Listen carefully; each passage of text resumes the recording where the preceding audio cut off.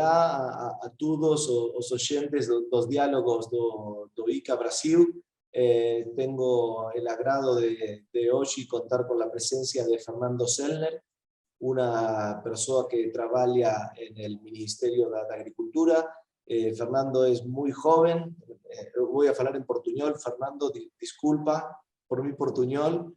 Es una persona muy joven, con mucha experiencia en la diplomacia y que ha tenido una responsabilidad muy importante este año, porque él tuvo que hacer todo el seguimiento de la cumbre de sistemas alimentarios que se hizo en Nueva York la última semana de septiembre, y también la precumbre que fue en julio. Entonces, muy obrigado por participar por segunda vez de nuestros diálogos, Fernando. Muito obrigado. Muito bom dia a todos. Gabriel, muito obrigado pelo convite. É um prazer estar aqui com você hoje. Muito obrigado novamente, Fernando. La idea de este diálogo era justamente poder hablar de algunas conclusiones del Global Summit que finalmente se realizó en Nueva York de manera virtual, porque el rebrote de la variable Delta de COVID hizo que los organizadores decidieran hacer el evento de manera totalmente virtual. Estaba previsto hacerlo híbrido.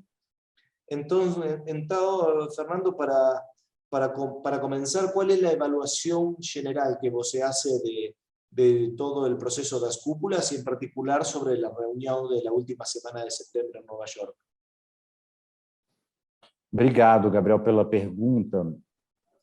Bom, a gente fez, aqui no Ministério da Agricultura, a gente tem uma avaliação muito positiva dos resultados da cúpula. E eu me refiro especialmente aos resultados, porque eu acho que quanto ao processo, que é algo, inclusive, que nós já havíamos comentado na nossa última conversa, o processo eu acho que deixou a desejar e gerou alguma preocupação, digamos, em termos de precedente para outros eventos parecidos. Mas, em termos de resultado, eu acho que foi muito positivo. Eu acho que, em primeiro lugar, a cúpula efetivamente logrou chamar a atenção para o tema dos sistemas alimentares. Não é que, embora, enfim, os sistemas alimentares não são os principais causadores da mudança do clima, mas efetivamente são uma fonte relevante de emissões. Não é? E diante da emergência climática que o planeta está vivendo, é preciso que a gente una esforços e que todos os setores façam sua parte. Então, eu acho que, nesse sentido, foi muito positivo chamar a atenção para a importância do setor agroalimentar para o avanço dos ODS, para o desenvolvimento sustentável, para o alcance das metas do Acordo de Paris, e também, enfim, galvanizar, eu acho, os países e outros atores para agirem em conjunto, né, com vistas ao avanço, ao aprimoramento da sustentabilidade nos sistemas alimentares. Então, eu acho que, tendo em vista, enfim, também expectativas que a gente tinha, ou preocupações que a gente tinha com relação a resultados muito prescritivos, eu acho que, no final das contas, a cúpula foi muito, digamos, muito sábia, o secretário-geral, ao propor os seus resultados, de forma muito mais, digamos assim, a chamar a atenção para o tema, né, como eu mencionei, do que necessariamente prescrever caminhos. Então, eu acho que isso se alinha muito bem com a posição que o Brasil defendeu e que nós defendemos também com o apoio do ICA, juntamente com os demais países das Américas. Eso iba justamente a preguntar, Fernando, porque es muy interesante su conclusión, ¿no? Diferenciar el proceso de los resultados y mirar siempre el copo mitad lleno, ¿no? Para poder aprovechar todo el esfuerzo que se realizó en el marco de esta cúpula. Y cuando uno también olea la declaración final, que nós podemos inclusive poder ahora cuando, en la transmisión, poder poner el archivo para que las personas puedan olear la declaración final del secretario general de Naciones Unidas que hablaba Fernando. En ese redactado, que si bien no fue compartillada con los países, no fue una declaración de consenso, fue una declaración unilateral del director general, Nós creemos que en esa declaración también se dejó atrás esa visão de una transformación total dos sistemas alimentarios y que no se podía continuar produciendo alimentos. Y hay una propuesta de melhorar los sistemas alimentarios que justamente me parece un criterio defendido por todos los países de América, ¿no? ¿Qué achas vos acerca de eso, Fernando? Certamente, eu acho, bom, todo o trabalho que nós fizemos, né, inclusive destacar mais uma vez aqui, eu acho que a importância do trabalho que o ICA fez ao liderar essa coordenação entre os países das Américas, né, que eu acho que foi um elemento importante, acho que a gente vai falar disso também ainda hoje, mas eu acho que, enfim, nesse sentido, a gente conseguiu fazer com que deixar claro que a importância aqui do documento do secretário-geral era não ser excessivamente prescritivo, né? Não falar de receitas, mas falar de caminhos, de diversidade, e ressaltar aquilo de positivo que os sistemas agroalimentares trazem para o mundo, né? Já trouxeram e trazem em termos de segurança alimentar, de crescimento econômico, de inclusão social, de emprego, de renda.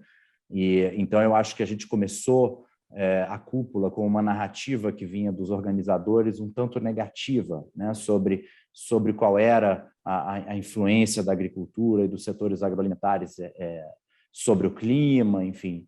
E eu acho que isso também com as nossas intervenções, e digo nossas, falo sempre em nome das Américas, eu acho que é importante a gente destacar isso. Eu acho que a gente foi mostrando, como você mencionou, quer dizer, que não era um caso aqui de você transformar e recriar a agricultura, mas de aprimorá-la, de que diversos países já têm uma trajetória sólida de sustentabilidade, que continuam nesse caminho, que, claro, sempre é possível aprimorar, mas não necessariamente transformar e refazer, quer dizer, há que valorizar o que há de positivo e corrigir e aprimorar aquilo que ainda acho que também nossa avaliação geral foi positiva. E deixa eu só fazer mais uma menção ao processo, em relação à primeira pergunta. Eu acho que uma coisa muito positiva sobre o processo também foi o processo de inclusão dos atores da sociedade civil, das ONGs. Eu acho que isso era uma carência que existia no sistema internacional há algum tempo, e que foi muito bem suprida na cúpula. Então, acho que isso tem que ser destacado. Agora, não é necessário que essa inclusão desses setores se dê, digamos, em detrimento da participação dos Estados, né? Quer dizer, como os atores que elaboram e implementam as políticas públicas, os Estados precisam estar incluídos. E eu acho que no momento também que os organizadores compreenderam que a intenção dos Estados era, obviamente, apoiar a cúpula e os seus processos, eu acho que a coisa começou a andar e houve uma compreensão maior de que, na verdade, se trata de um esforço conjunto. Eu acho que os Estados têm um papel protagônico, mas, naturalmente, a sociedade inteira tem que estar envolvida nesses esforços, né? Ahora, mirando todo el proceso, creo que tomó mucha relevancia también la precumbre en Roma, ¿no? Justamente que fue con una preponderancia de los países y que quizá el resultado final de la reunión de Nueva York estuvo muy influenciado por esa precumbre tan importante que ocurrió en Roma, ¿no? Donde Teresa Cristina también tuvo un rol muy importante lá, ¿no? Sem dúvida. Eu acho que a pré-cúpula foi vital, sobretudo para nós, para os países das Américas, enfim, nos deu uma oportunidade muito valiosa, não só de que os ministros da região se encontrassem entre eles, né, para conversar sobre essas posições, para falar desses temas, mas também com outros ela pôde, enfim, repisar e passar essas mensagens presencialmente. Então, eu acho que além desses encontros, enfim, a presença da ministra e dos demais ministros da região também, pessoalmente em Roma, passou uma mensagem muito forte do quanto isso era importante para a nossa região, né? Então, eu acho que teve um efeito muito positivo. E depois, como você mencionou, por conta da pandemia e pelo fato da cúpula de Nova York ter sido convertida num evento inteiramente virtual, acabou que os contatos que foram feitos em Roma se tornaram ainda mais importantes para garantir esse resultado final que a gente avaliou como positivo. Claro, que fue producto de la casualidad.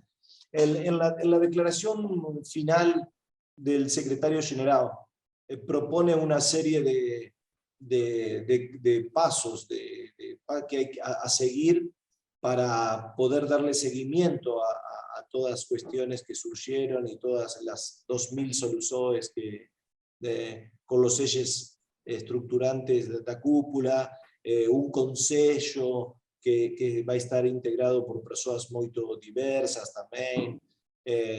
Que haja a partir dessa proposta do secretário-geral, como considera que se vai poder trabalhar, estruturar e em particular, como você pensa a cooperação técnica nesse sentido?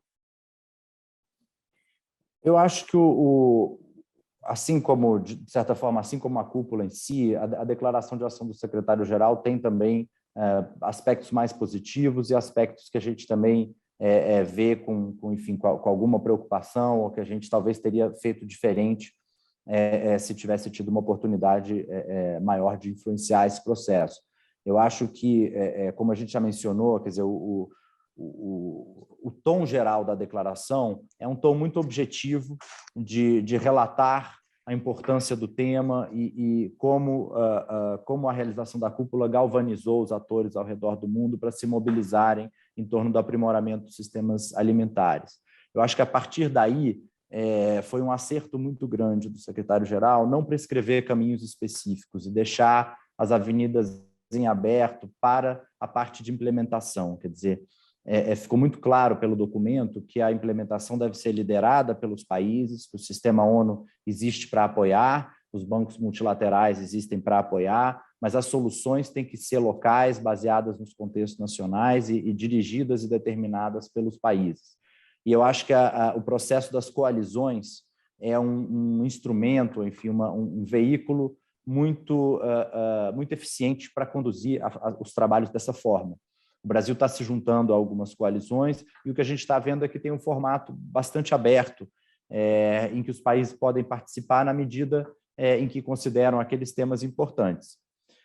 Isso nós achamos muito positivo. O Brasil, enfim, já entramos em algumas coalizões, estamos estudando ainda a possibilidade de aderir a outras e definindo aqui também internamente como se dará esse processo de interação com o componente internacional dessas coalizões. Com relação à parte de segmento, né, que você mencionou, a criação de conselho, enfim, estruturas periódicas de segmento, eu acho que, enfim, o resultado não foi exatamente o que teria sido ideal para o Brasil. A gente acha que já existem no sistema ONU diversas estruturas que poderiam fazer esse segmento, sem a necessidade de a gente, enfim, criar novos processos, não necessariamente novas estruturas, mas novos processos, né? E aí eu cito, por exemplo, o Fórum Político de Alto Nível dos Objetivos de Desenvolvimento Sustentável, que é um foro onde os países vão para apresentar seu progresso no cumprimento dos ODS, e como o objetivo da cúpula era de acelerar a implementação dos ODS, a gente acha que não há lugar mais adequado para fazer esse segmento do que no HLPF. Mas não foi assim, enfim, o Brasil não vai deixar de se engajar por isso, naturalmente a gente está muito engajado nesse processo, enfim, no segmento da cúpula, e eu acho que, enfim, há avenidas para a gente continuar a trabalhar e continuar também a manifestar o nosso ponto de vista nesses processos. Então, o mais importante de tudo, eu acho que é isso, quer dizer, não houve uma prescrição, um caminho único, e há diversos caminhos para o Brasil seguir e outros países seguirem também de acordo com as suas circunstâncias. Você tem ideia, Fernando, do cronograma de criação de justamente este centro de coordenação? Quando vai fazer isso? Há também uma figura de um coordenador residente nos países para... ¿Você tem ideia de um cronograma de implementação, se vai ser o ano que vem ou ainda este ano? Eu não tenho informações precisas sobre isso, Gabriel. O que a gente tem recebido da cúpula desde o dia 23 são mais informações sobre as coalizões, na verdade, que eu acho que estão se estruturando, né? Ainda algumas estão em pontos mais avançados, outras ainda estão também definindo suas regras, suas temáticas. Com relação ao cronograma especificamente, eu ainda não tenho mais informações, eu acho que isso deve provavelmente surgir no ano que vem, né, simplesmente porque a gente já está no final do ano. Eu acho que as atenções agora também da comunidade intergovernamental se voltaram para Glasgow e para a COP26, né, que enfim, agora é o que tá no horizonte de todo mundo, enfim, que inclusive é um tema que tem muita conexão com os sistemas agroalimentares, né? Mas tendo em vista que o segmento proposto pelo secretário-geral propunha ações já acho que em 2 anos, a gente imagina que ao longo do próximo ano a gente vai receber mais informações sobre como isso vai se estruturar. E, naturalmente, que nos países, né, já existem os country teams, que são liderados pelos coordenadores residentes, como você falou, e que também foram colocados à disposição pelo secretário-geral para apoiar os países nesse processo, né? Então, eu também tenho certeza que em algum momento a gente terá contato com o coordenador residente aqui, enfim, com a equipe da ONU aqui, para ver também como a gente pode trabalhar com eles na implementação dos objetivos, enfim, dos compromissos da cúpula. Y para hacer un pequeño ponche en un tema que você tocó recién y que quizás se sale un poco da entrevista, mas ¿cuál es el tono que você está oleando entre el Global Summit y Glasgow respecto a estos temas? ¿Hay una mirada homogénea? ¿Hay una mirada también de diversidad? ¿Hay una mirada también a tono con los intereses do Brasil y de la región también? Olha, eu acho que são processos muito diferentes, né? Que se encontram, talvez, digamos, no plano temático, né? Como a gente também conversou já em outras ocasiões, eu acho que tudo isso, no fundo, a gente está falando de sustentabilidade, né? E, então, os sistemas alimentares estão ligados à sustentabilidade ambiental, à sustentabilidade climática. A gente não pode mais falar de produção agrícola sem pensar em biodiversidade, pensar em pegada de carbono. Então, enfim, são temas que estão intimamente ligados e que, na verdade, vão ficar cada vez mais entrelaçados, né? Agora, em termos de processo, obviamente, são 2 animais completamente diferentes. O processo da COP26 é um processo intergovernamental por natureza, desde sua criação, muito bem fundamentado em instrumentos legais internacionais, em que os estados têm uma participação muito bem definida, enfim, assim como os demais atores, não é? Então, enfim, são processos negociadores e processos de interlocução internacional muito diferentes. Mas a temática os une, né? E, inclusive, esse ano na COP há um foco muito grande na natureza, né, nas soluções que podem vir da agricultura, das florestas, como que esses sistemas, esses biomas podem contribuir também para combater os impactos da mudança do clima. E o Brasil procura sempre pontuar que, obviamente, que é importante a gente agir em todas as frentes, mas que a gente não pode se esquecer que os principais causadores da mudança do clima são a queima de combustíveis fósseis por parte dos países industrializados. Então, isso é algo que a gente não pode perder de vista, mas outras fontes relevantes de emissões também precisam ser endereçadas e, naturalmente, que para um país como o Brasil e para uma região como a nossa, em que a agricultura é tão importante, a gente precisa garantir que os temas afetos à agricultura estejam muito bem refletidos e com cuidado de levar em conta essa sensibilidade, essa vulnerabilidade da agricultura à mudança do clima e a contribuição da agricultura para a segurança alimentar, que é fundamental, né? Então, há um cruzamento, certamente, entre esses temas e é algo que está muito no nosso radar aqui no Ministério da Agricultura. Mas eu he escutado muitas vezes a ministra Teresa Cristina de falar da indústria agroambiental.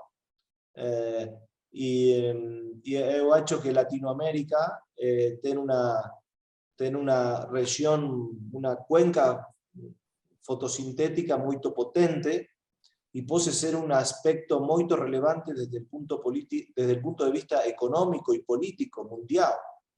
Porque eu sempre remarco que no hay muchas industrias que possam sumir carbono, ¿no? La única indústria é a indústria agroambiental. Então pode ser muito relevante para as outras indústrias do mundo, a cuenca fotossintética de América Latina, não? Certamente. Eu acho que a nossa região tem um papel importantíssimo a desempenhar, né? Isso é, enfim, um dado que a gente menciona sempre, inclusive mencionou também no contexto da cúpula, quer dizer, a América Latina é a região, maior região exportadora líquida de alimentos e maior região provedora de serviços ecossistêmicos do mundo.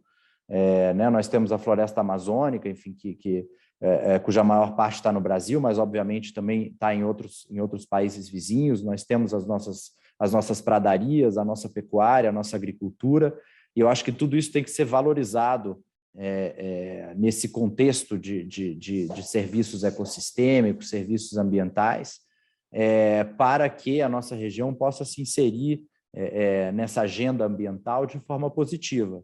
Quer dizer, a gente vê, obviamente, que isso tudo depende do resultado das negociações em Glasgow, mas há uma possibilidade de que essa negociação do livro de regras do Acordo de Paris se reflita em benefícios potenciais muito grandes para a nossa região, em termos de venda de créditos de carbono, enfim, de contribuições que a agricultura pode dar para o alcance das metas globais de mitigação, de adaptação, exatamente porque, como você mencionou muito bem, é o único setor capaz de fazer descarbonização ativa.